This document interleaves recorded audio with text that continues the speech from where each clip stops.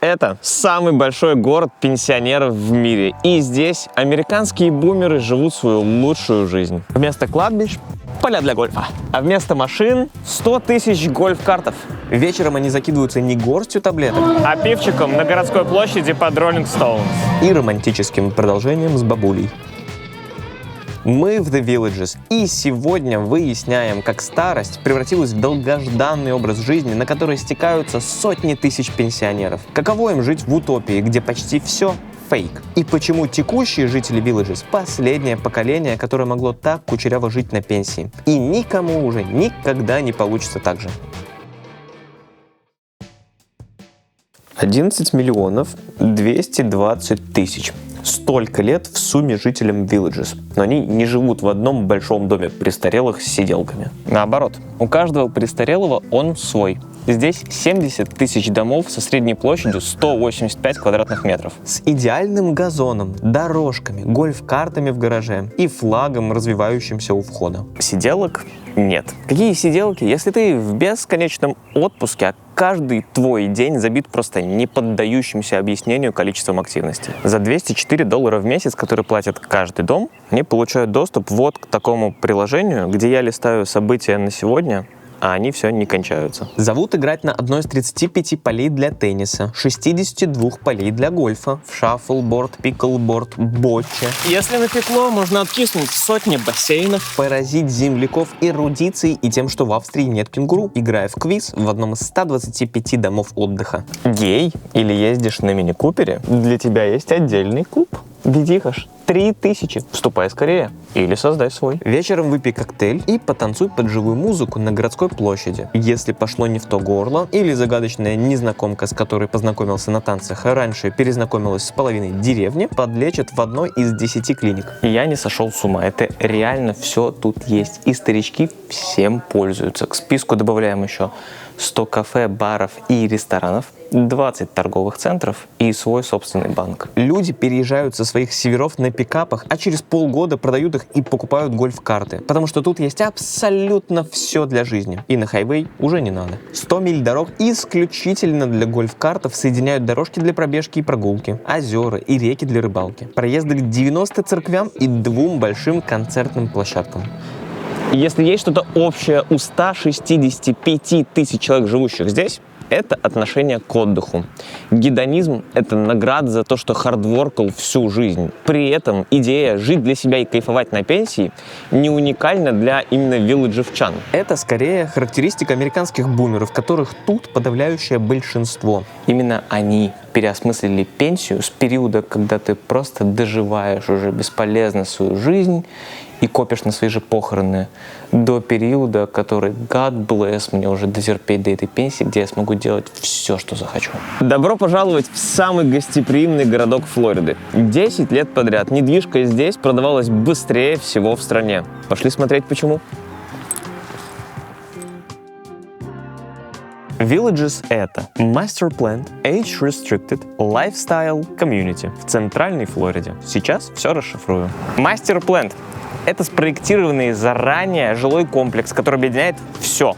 Дома, инфраструктуру, рабочие места, развлечения и работает как единая система. Age Restricted. В 80% домов должен жить хотя бы один человек старше 55. Всем, кому меньше 19, запрещено жить постоянно. Можно только навещать и оставаться не дольше, чем на месяц. Lifestyle Community значит, люди здесь не только живут, но и объединены какой-то темой. Тема Villages – активная жизнь на пенсии. В США уже есть 20 тысяч похожих пенсионерских поселений, но это самое большое не только в Америке, но и в мире. Оно расползлось аж на 3 округа, а по площади больше, чем многие города.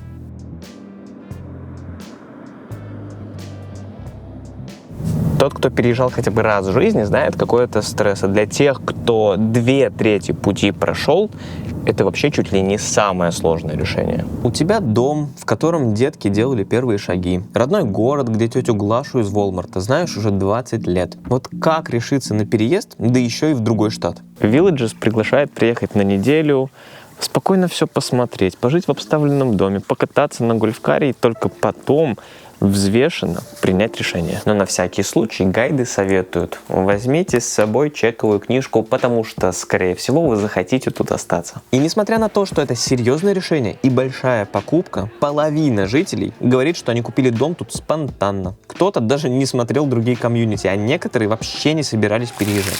Да что ж такое? Почему люди тогда сюда едут? Из-за погоды? Это субтропики, и среднегодовая температура 23 градуса. Во Флориде 240 солнечных дней. Дальше. Как и везде, пенсионеры знают, как экономить. Жизнь во Флориде дешевле почти любого штата, откуда они едут. Так еще и налога штата нет. Понятно с Флоридой, но зачем сюда, откуда до ближайшего пляжа минимум 1,5 часа? Еще раз. Они умеют считать деньги. И когда Ложков на берегу будет как поросят сдувать очередной ураган, старичок-боровичок будет с улыбкой на лице считать сэкономленные доллары, ведь за страховку дома он заплатит в разы меньше, около $2000 в год. И сами дома дешевле, чем в среднем по стране или даже штату. Типичный дом стоит 380 тысяч, а вот реалистично жить в нем около 4000 в месяц. Поэтому бедных здесь мало. Преступность самая низкая в штате. В первую очередь из-за возрастных ограничений. Нет ли в этом дискриминации? Почему условно молодой Коля Ефимов не может здесь поселиться и начать привычно грабить старушек, как он привык? В законе о равенстве есть исключения, специально для пожилых. Считается, что им необходима тишина и доступная среда без суеты. Поэтому это не сегрегация, а вот такая соцподдержка уязвимой группы. Хоть никаких других ограничений, кроме возраста, нет, селятся все равно очень определенные люди.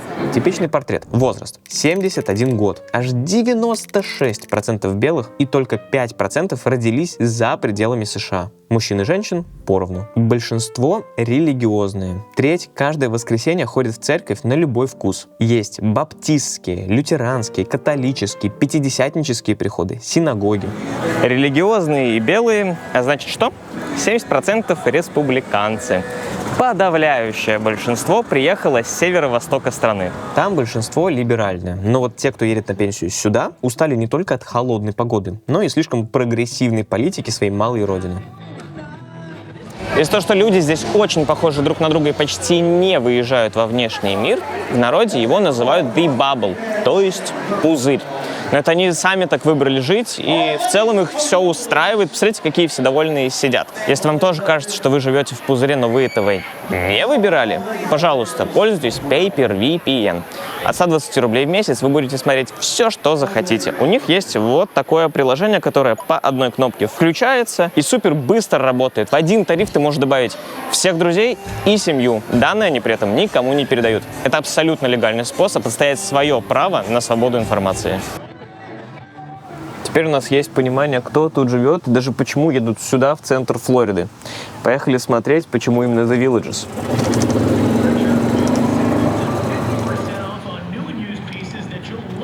С возрастом людям становится важно установить связь с землей, где они живут. Знать корни, традиции.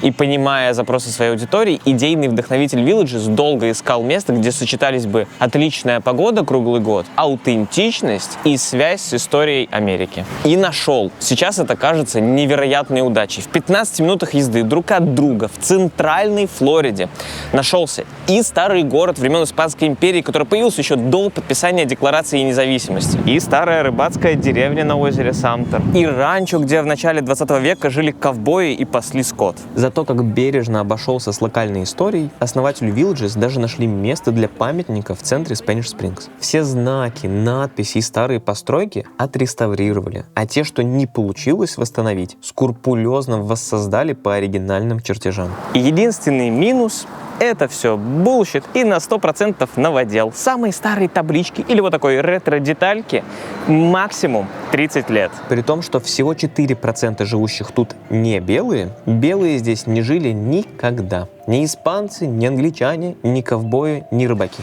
Но у любого места есть своя история, и почему бы не взять ее за основу? Возможно, дело в том, что белые хотели тут жить, но им кое-кто мешал. В 40 минутах от озера Самтер 190 лет назад настоящие местные жители, племя Семинол, наполовину состоящие из индейцев, а наполовину из беглых черных рабов, разгромили армию американских завоевателей и начали Вторую Семинолскую войну. Самую долгую и дорогую большую войну между белыми и не такими белыми коренными жителями. Семинол — единственное племя, которое не сдалось и формально никогда не было побеждено американцами. Зная это, немного неловко, конечно, не видеть здесь не то что памятника индейцам или беглым рабам, но даже мурала или хотя бы названия улицы. Если смотрели шоу Трумана, думаю, такой же обман чувствовал Труман, когда узнал, что в его жизни все понарошку. Сел на лодку и уплыл. Иронично, но это огромное озеро тоже сделано с нуля, и все вокруг напоминает Sea-Haven Island,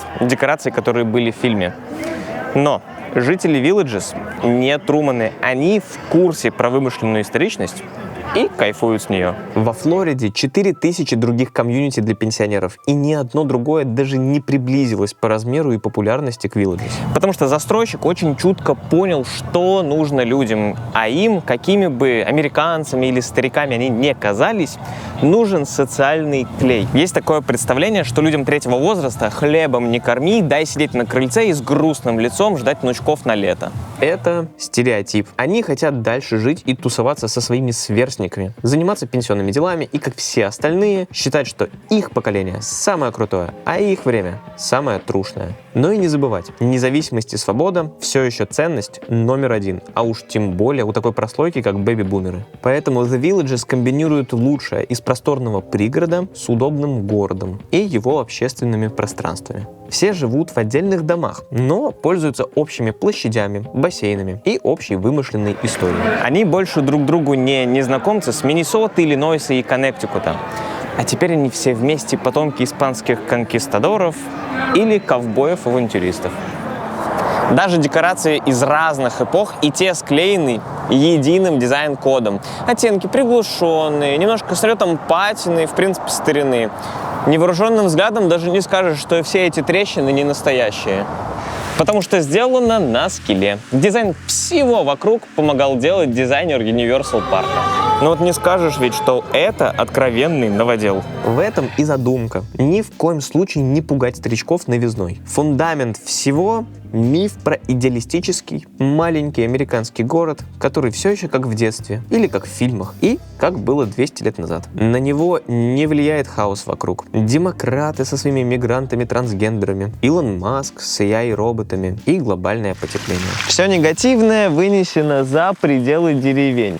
Мусор, бездомные, стайки шумных малолеток, тюрьмы и смерть. Для жизни есть реально почти все, но вот тема того, что она конечна, тактично опущена. Для местных нет ни одного кладбища. Смерть — это кринж и минус вайб. Хотите умирать? Делайте это за пределами комьюнити, пожалуйста. У нас здесь только добро и позитив. Все настолько привыкли, что живут в Диснейленде для взрослых, что если случайно набредают на единственное настоящее кладбище из реального прошлого, где похоронены афроамериканцы, задаются вопросом на форуме: а это тоже часть декораций? Сюда не ведет ни один указатель, и табличек с пояснением рядом тоже нет.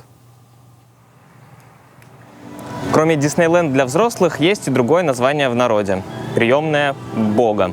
Хоть они любят шутить, типа, ну, пусть Бог покажет, что у него есть, потому что рай я здесь уже видел. На самом деле за этой присказкой кроется достаточно грустная истина. Когда все вокруг похожи и плюс-минус одного возраста, в воздухе нервно висит та самая тема, которую они умело избегают. То соседа не стало, то стул партнера по секции теперь пустой. Сколько ты не уноси кладбище за пределы города, все же это часть жизни. Пока мы жили дома у местной пары, они поделились с нами лайфхаком. В официальном приложении Villages есть гаражные распродажи на районе. И когда кого-то недалеко застает неожиданная кончина, а случается это нередко, можно приехать на сейл и закупиться от души. Смекалочка и биологический цикл, который не обходит стороной соседей, позволяют здорово экономить. Разделение на маленькие деревеньки внутри большой агломерации — еще один прием вызова ностальгии. Мы не в массовой однотипной застройке, а в уютном городке из детства. Даже в самом дружелюбном городке Флориды, где можно наслаждаться отпуском круглый год. Но ведь Villages не может быть хоумтауном по своей природе, потому что хоумтаун — место, где ты родился, а отпуск — это туда, куда ты убегаешь от привычной рутины. Если отпуск бесконечный, то он сам становится рутиной. Парадоксально, но этот баланс между абсолютно фантазийным, знакомым родным городком и таким же нереальным местом, куда я еду в отпуск навсегда, и создают ту магию, за которую съезжаются со всего северо-востока.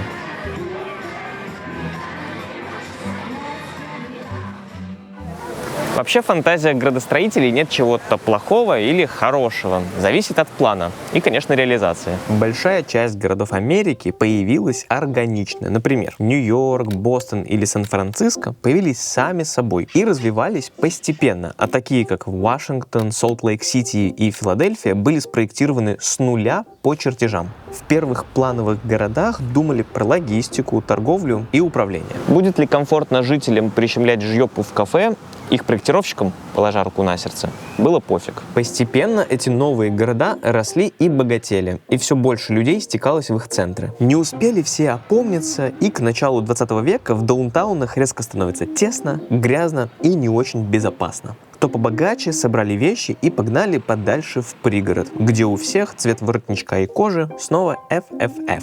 В течение следующих почти сотни лет градостроители пытаются создать место для комфортной жизни. И от первых щупалец субурбий под Чикаго и адаптации европейской концепции города-сада доходят до бесконечных пригородов типа Левитауна под Нью-Йорком. Флорида тоже постепенно заселяется, но скорее дачами для зимовки, мобильными домами, которые перевозят на грузовиках. Летом здесь жить практически невозможно. Если повезет и ураган не унесет дом вместе с татошкой, то стабильные плюс 35 выжгут все желание оставаться. На помощь спешат Микки Маус и сплит-системы. К 60-м Уолт Дисней уже построил Диснейленд в Лос-Анджелесе и теперь хочет сделать уже не парк аттракционов, а целый город-аттракцион. Находит идеальное место – болотные перди на пересечении главных дорог Флориды. Покупает землю. У него уже есть все – мечты и чертежи для утопического авторитарного города-компании, в которых он планирует сделать и свой аэропорт, и монорельс, и гольф-поля везде. И он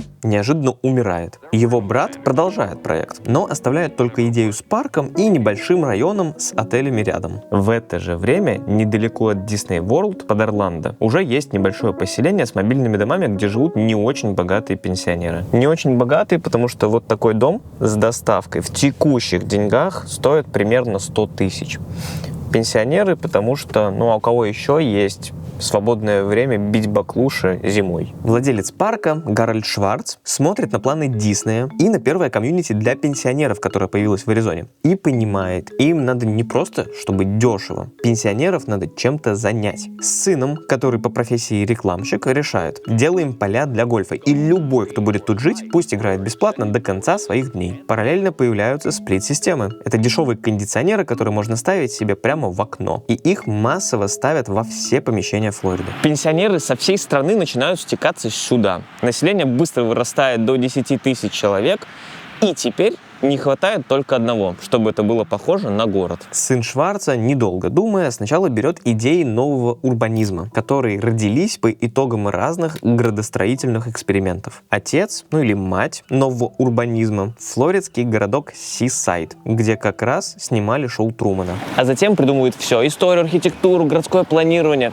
Все, кроме статуи Шварца, тут выдумано. Так он решает первый косяк левиттаунов и других типовых застроек. Отсутствие точек притяжения и изоляция. Теперь людям есть где собираться и где общаться. Своего рода мягкая социальная инженерия. А что с одинаковостью? Я сейчас в иллюстрации слова агорафобия. Так называется боязнь открытых, повторяющихся пространств. Я не могу поверить, что я не в симуляции. Каком это улице? Таких улиц, villages, полно. Дома, дороги, газоны, все одинаковое. Такой лабиринт. Единственное, что в конце каждого щупальца становится вот такое колечко, которое называется куль-де-сак. Но тут не так важна реальность, сколько идея, которую продает застройщик. Тематизация, которую Дисней придумал для парков развлечений, теперь есть везде. Например, вот строгий католический поселок Ава-Мария со своим религиозным вузом и без презервативов в магазинах. Вот агро-комьюнити, где у каждого свое ранчо. Правда, косплей на домик в деревне будет стоить от 700 тысяч. Ну а Красный амбар в центре будет клабхаусом с бассейном и спа. А это Celebration. Маленький ностальгический американский городок. Идеализированный как место из детских воспоминаний. Построен компанией Walt Disney в 90-х. А вот деревеньки с неугомонными старичками, у которых в 55 жизнь только началась. В общем, уникальность газона перед типовым домом всегда в глазах смотрящего. Особенно, если в рекламной брошюре помогли ее рассмотреть. Историчность, пусть даже и фантазийная, на фасадах главной улицы, конечно, считывается. Но как только ты отходишь от главной площади, все превращается в одну сплошную парковку. И даже когда ты кидаешь человечка на гугле в то, что кажется плотной сеткой даунтауна, это оказывается бесконечным паркингом. Если ты workal hard, честно платил налоги, завел семью и Бог тебе дал зайку, будь уверен, дядя Сэм даст в награду и лужайку. Газон зеленый, подстриженный, идеальный. До сих пор очень понятный символ американской мечты, который не надо дополнительно расшифровывать. Но я расшифрую. Еще в первой субурбии под Чикаго его одинаково расстилают вокруг домов, парков и дорог, чтобы размыть границу между своим и общим. Смотрю в окошко, а у меня во дворе то же самое, что и в парке на районе. Зона комфорта и одновременно ответственности сильно расширяется. Но все равно пока это признак высшего общества. Но первый Левиттаун меняет все. Проектировщик Левит делает лоскут газона таким же типовым, как и сам дом. Этими зелеными стежками он сшивает полотно первой трушной субурбии. Это одновременно и символ порядка, и признак среднего класса, а поддерживать его проще некуда. Раньше нужно было стадо коз или много людей с косами. Теперь, когда производство газонокосилок недорогое и массовое, газон мгновенно становится частью американской ДНК.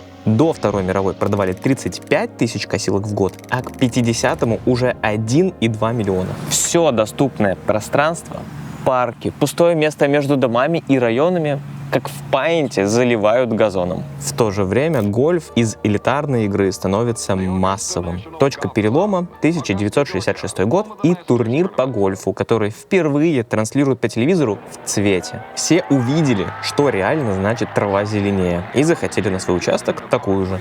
Из трав со всего мира сделали сорта, которые растут во всех частях США и выглядят одинаково. Во Флориде все закатывают сортом Сан-Огустин. Да, ее не высаживают на участке, а привозят на пикапах в рулонах и раскатывают как ковер. Она хорошо переносит жару, но требует много воды и химикатов для поддержания вида. А еще ее нужно стричь, удобрять, обрабатывать от сорняков и насекомых. Весь уход в круг может выходить до $250 в месяц или $3000 в год. До 20% всей бытовой воды в Америке сейчас уходит на полив газонов. Экологи Флориды наточили уже очень острый зуб на Villages и выражают глубочайшую озабоченность. Воды в грунте становится все меньше, и у некоторых дома начинают проваливаться из-за просадки земли.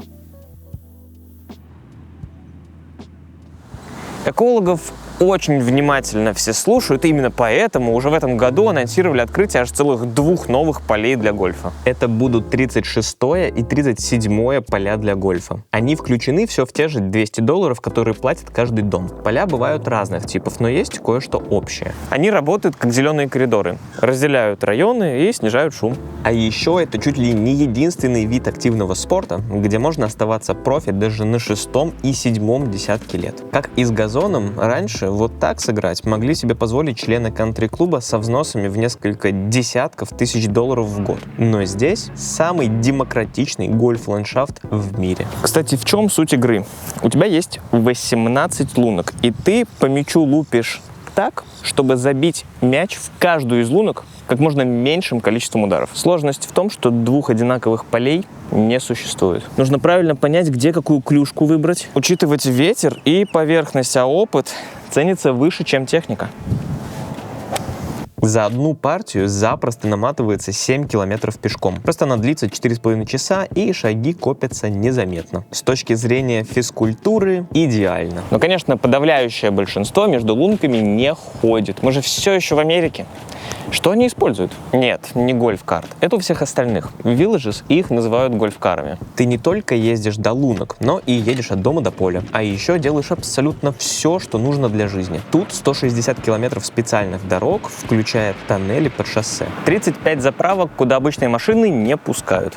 А правила парковки здесь тоже особенные. На одно место для машины становится 2 гольф-кара. Страховка, ремни, фонари – все опционально. При этом регистрация для них не нужна. И из-за этого посчитать их количество невозможно. Но оценки доходят до 100 тысяч. Купить можно от 4000, но это уже будет пердушка. Цена доходит до 25 тысяч, если нужно что-то кастомное. Гольф-кары создают отпускной вайб, но по сути это костыль дизайна. По изначальной задумке планировалась полностью пешеходная инфраструктура, но достаточно быстро стало понятно, что одноэтажная застройка никак не сочетается с идеей 15-минутного города, где до любой важной точки всего 15 минут пешком. Тогда нашелся компромисс. Безопасный, медленный, маленький и тихий, так еще и идеальный инструмент для маркетинга – гольф-кар. Разгоняются они максимум до 30 км в час, аварий с ними меньше, а даже если они бывают, то почти всегда без последствий. Для таких малышей дорогу строить проще и дешевле. Климат позволяет круглый год ездить с открытыми окнами, и все новоприбывшие быстренько продают свою гордость американского автопрома Ford F-150, и их уже не увидеть в уличных гонках. Есть места, куда доехать на машине уже сложнее, чем на карте. Поехали, покажу.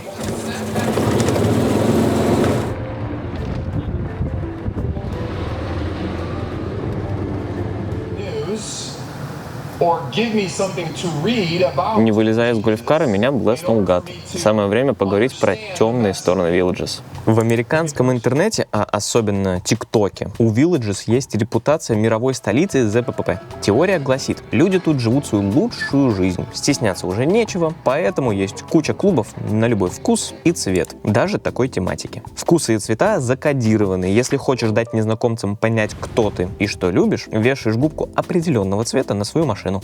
Если серьезно, это все миф. И заболеваемость ЗППП тут намного ниже, чем в среднем по Флориде. А уж тем более ниже Майами, куда на самом деле все приезжают на блядки. А губки разных цветов вешают, чтобы одинаковые гольф-кары хоть как-то можно было отличить на парковке. Четких данных нет, но по всем доступным признакам люди здесь живут дольше и здоровее среднего американского пенсионера. Во-первых, здесь нельзя курить. Во-вторых, все угорают по спорту хотя бы какому-нибудь.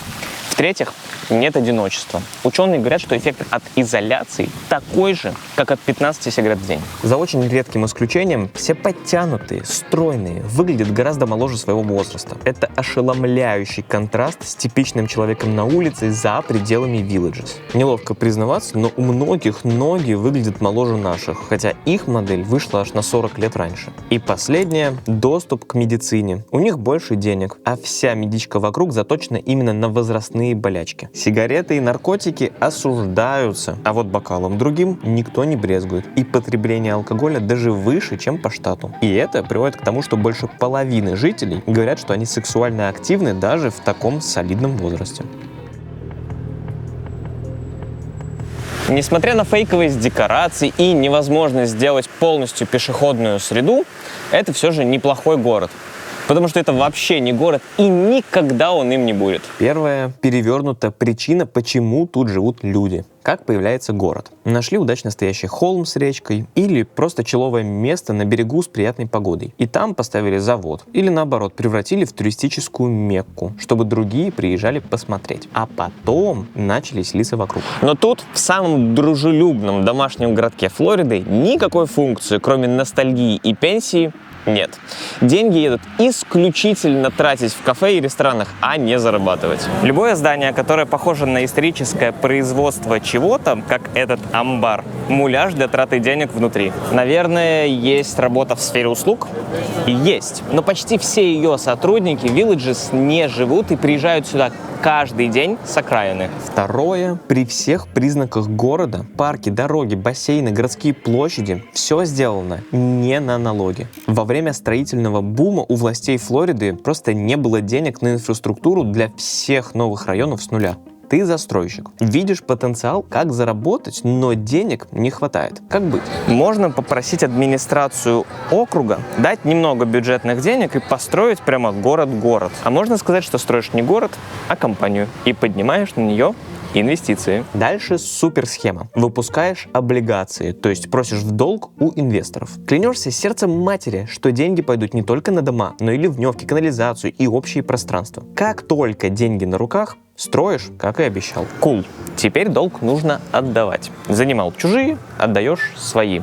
Villages ненавидят эту поговорку, и поэтому отдают тоже чужие. В стоимость типичного дома отдельной строчкой включена облигация. Да, гасить ее надо будет жителям. Дальше больше. Даже если облигация погашена, все равно надо скидывать на поддержание той инфры, что уже построено. Получается, что жильцы сами платят за общие зоны, клубы, площади. Прямо как налог в любом городе. Но муниципальных прав у них ни на что, кроме своего дома, нет. Все ключевое принадлежит ООО Villages. Что же такое The Villages? Это частная компания.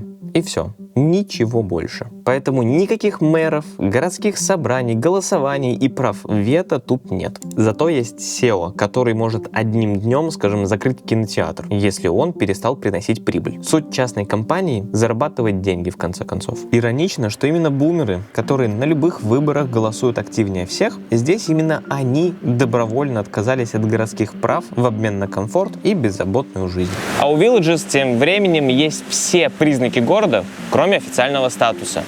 Журнал, газеты, свой телеканал с новостями и аж 2 радиочастоты. Почему же тогда не объявить себя городом, если разница осталась только в названии? Потому что тогда придется отдать власть, кому такое понравится. Тем более бизнес у них процветает и так, без городского бюджета и чужих собачьих мнений каких-то там жителей. Как приятный бонус, можно увеличивать платежи на обслуживание на 20% каждые 2 года. И не думать, а всем ли это понравится. А если что-то не так, гораздо проще искать ответы в финансовом отчете, чем терпеть душные разговоры с недовольными крестьянами. Как же к этому относится штат? У Флориды, как и у других республиканских штатов, взгляд такой. Если люди могут организоваться сами, без няньки в виде дяди Сэма, флаг вам в руки. Зачем вам какое-то формальное название? У округа вот такое скромное представительство, буквально тупичок на отшибе. Такс-коллектор — это местные госуслуги, вообще доступен драйв-тру. Исключение — монополия на насилие. Ее никто не отдаст.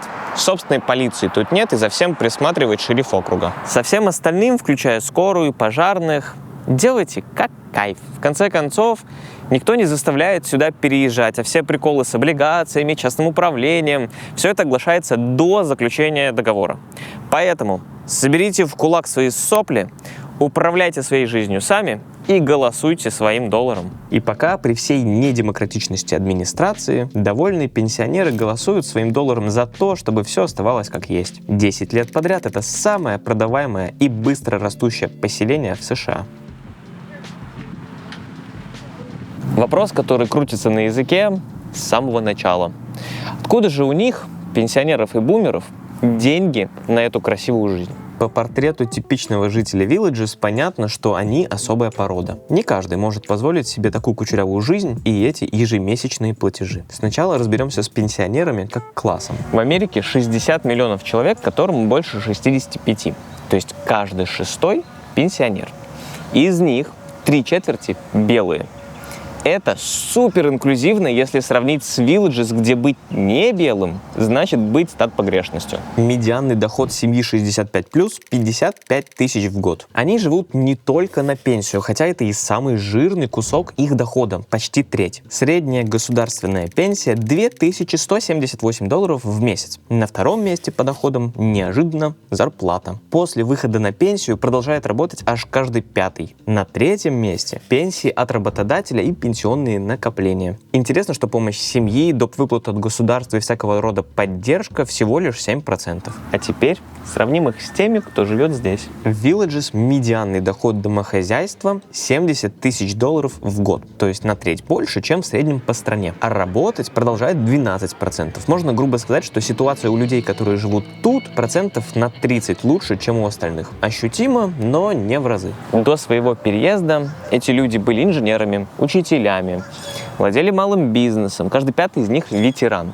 Это все профессии с предсказуемым, но вполне умеренным доходом. Среди них особо нет врачей или юристов, которые сколотили состояние на нервной работе, или SEO-компаний с гигантским, но непредсказуемым доходом. Но также нет и официантов, уборщиков или фермеров. В этой разбивке кроется ответ, почему у нашего поколения, да и у любого другого, не получится так же. Бэби-бумер из среднего класса — это воплощение американской мечты. Это самое богатое поколение американцев с большим отрывом. Их всего 20%, но они держат больше половины всех денег в стране. Спроси у бумера рецепт успеха, и он скажет: работай больше, поменьше пей латте в Старбаксе, не заказывай еду на дом и вообще меньше ной. Я в твое время ходил в школу по 10 миль пешком каждый день. Коллективная молодежь могла бы спросить: окей, бумер, лучше расскажи нам, как купить дом по цене лукошка с малиной в свободное время, шпыняя жену-домохозяйку. Кто прав? Разберемся. До 1935 года в Америке не было такого понятия «пенсионер», а уж тем более комьюнити для них. Пенсии были только корпоративные. Если лет 40 отработал на предприятии, компания в ответ на лояльность содержала тебя до конца жизни. Схема работала, пока не наступила Великая депрессия, и многие не потеряли работу или работали неполный день. Тогда же 32-й президент Франклин Рузвельт в качестве поддержки самых уязвимых вводит государственную пенсию – Social Security. Тогдашнее тихое поколение, называется оно так, потому что повидало некоторое дерьмо и затихло уже навсегда, заряженное оптимизмом, штампует новых людей в невиданных масштабах. Этих детей и называют бэби-бумеры. Как они учатся? Посмотрим на примере Villages. 98% закончили старшую школу, 42% бакалавры и выше. Пенсионер тут образованнее, чем средний по Америке, но не драматически. Чтобы заработать на свой колледж, тогдашний студент мог пойти работать летом на заправку и за 5 недель накопить себе на целый год обучения. Чтобы позволить себе колледж сейчас, на такой же работе нужно батрачить больше 4 месяцев. За лето не успеть. Поэтому современный выпускник вместе с дипломом получает 30 тысяч долга, по которому еще и процент капает. Сравниваем дальше. Работа и налоги. Когда бумеры начинают выходить на работу в 60-е, их уже большинство, а вот пенсионеров еще мало. На Social Security с твоей зарплаты забирают немного. На 30 пенсий тогда скидывалось 153 рабочих. Сейчас же пенсионеров много, а молодых все меньше. Те, кто уже на пенсии, еще и живут дольше. Это, конечно, слава богу. Но сегодня ради тех же 30 пенсионеров работает уже 100 американцев. И из-за этого налоги стали на треть больше, чем они были в 70-е и 80-е. К 29 годам бумеры уже могут купить себе дом. Это на 11 лет раньше, чем сейчас. Потому что в 75-м средний дом стоил меньше 3 годовых зарплат. Сейчас нужно 5. Правда, дьявол кроется в деталях, и дом бумера был в 1,5 раза меньше, чем средний дом сейчас. Типичная площадь в 70-е была 140 квадратных метров, а сейчас это уже 205 квадратных метров. Но строили тогда несопоставимо больше. В 50-е и 70-е Америка строила под 2 миллиона объектов. Сейчас на четверть меньше, хотя население с тех пор выросло на целых 130 миллионов человек, а производительность труда утроилась. Для постройки нового жилья нужна куча согласований, а главное — согласие местных жителей. А они говорят: стройтесь, но только not in my backyard, то есть не у меня на заднем дворе, ведь тогда мой дом подешевеет. И из-за таких нимби, подавляющее большинство которых как раз-таки бумеры, строительство стало дороже, а нового жилья меньше. Если производительность труда утроилась, наверное, люди стали работать меньше? Да, стали. Мужчины. В 70-х они работали аж 2100 часов в год. Сейчас всего лишь 1800. То есть на 300 часов меньше. Вроде неплохо. Твист Твист в том, что за последние 50 лет женщины наверстали разницу. И если сравнить суммарное время на работе для одной семьи, получится, что сейчас мы работаем на 10 часов в год больше, чем раньше. Но все равно я рад, что я белый цисгендерный мужчина. Хотя бы я работаю меньше. Корпоративная пенсия, которая осталась после депрессии, была и у бумеров, но после нулевых практически исчезла. Сейчас через работу можно сделать пенсионный счет. Но люди сами решают, куда и какую часть зарплаты вкладывать. Более того, если сильно припрет, можно взять у себя же денег в долг или вообще все забрать еще до наступления пенсии. Правда, придется заплатить штраф и весь неуплаченный налог. И аж до четверти людей так поступают, лишая фактически себя будущего. При этом самая удачная 30-летка на фондовом рынке пришлась ровно на самые активные годы бумеров с 70 по 2000, когда S&P 500 вырос в 17 раз. С учетом того, что у большинства была автоматическая корпоративная пенсия, почти все бумеры прокатились на хаях и растущем рынке без дополнительных усилий. Сейчас государство тратит все больше общих денег на пенсионеров. Недвижка, которую бумеры купили давно, постоянно растет, и они могут продать свой дом на севере и переехать в более доступное жилье на юге. Как результат, денег на руках у них все больше. Молодое же поколение само платит за свои страховки, так еще и скидывается на пенсии, покупает выросшие в цене бумерские дома, и у них доступных денег, наоборот, все меньше. В общем, уникальное совпадение идеальной демографии, институтов и времени для бумеров и явление, которое человечество вряд ли увидит снова. Население будет неуклонно падать, ведь просто для поддержания нужно хотя бы 2.1 ребенка на семью, а таких цифр мы больше никогда не увидим. Медицина сделает так, что у людей 65+, в будущем будет отличная возможность работать лет так до 80, а демография добавит к этой возможности еще и необходимость, так как пожилых будет все больше и больше, а молодых и работящих меньше и меньше. По прогнозам, к 2070 году на обслуживание одного пенсионера будут скидываться всего лишь 2 человека. Звучит отстойно, пока не узнаешь, что в Корее или Китае к этому же году соотношение будет вообще 1 к 1. Короче, задуматься о своей старости лучше сейчас, потому что вряд ли кому-то повезет так же, как американским бумерам. Villages называют пузырем и утопией, как люди извне, так и сами жители. Для них это спокойное, предсказуемое пространство, в отличие от странного и тревожного внешнего мира. Граница между выстроенным пузырем и внешним миром не только в головах. Ее можно увидеть прямо здесь, по дороге из Villages. Так рисуется граница. Мы и они. Разницу в атмосфере, картинке и ощущениях сложно передать словами, но как только выезжаешь из деревень обратно во Флориду, ощущение, как будто прошел границу в аэропорту. Это настолько отличается от всего реднековского юга, да и вообще остальной Америки, что кажется, что тебе это приснилось. Один из самых больших страхов пенсии — мне некуда будет себя деть, нечем заняться, я бесполезный. Здесь об этом и речи нет. Для абсолютного большинства жизнь в пузыре работает. Это не самообман, а сознательный выбор. Да и вообще, каждый из нас живет в пузыре, и чаще всего эти пузыри не пересекаются. Так почему бы не пожить для себя, тем более, когда столько всего за жизнь успел?